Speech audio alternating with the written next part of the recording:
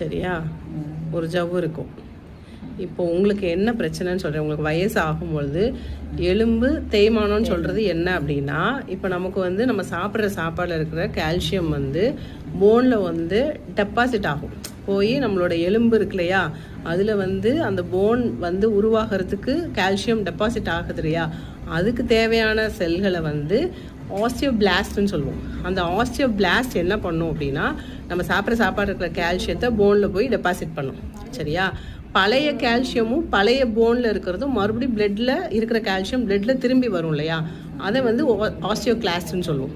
இப்போ உங்களுக்கு வயசாகும் போது என்ன பிரச்சனை வரும்னா, நம்ம சரியான அளவில் புரதம் எடுத்துக்கிடலை, இன்னொன்று இந்த ஆஸ்டியோகிளாஸ்ட் வந்து டிஸ்டர்ப் ஆகும். அந்த போன் ரிசார்ப்ஷன் வந்து டிஸ்டர்ப் ஆகிறதுனால நார்மலாக நமக்கு வந்து புதுசாக போகிற கால்சியம் டெபாசிட் ஆகணும், ஆல்ரெடி இருக்கிற கால்சியம் ரிசார்ப்ஷன் ஆகணும். அது ஆகாமல் இதில் எலும்பு முடிச்ச மாதிரி வரும்.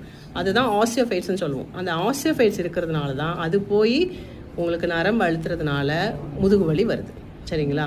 அப்போ அதை சரி பண்ணணும் அப்படின்னா அந்த ஆஸ்டியோகிளாஸ்ட்டை வந்து சரி பண்ணுறதுக்கு நம்ம நல்ல புரோட்டீன் உணவுகள் எடுத்துக்கணும்.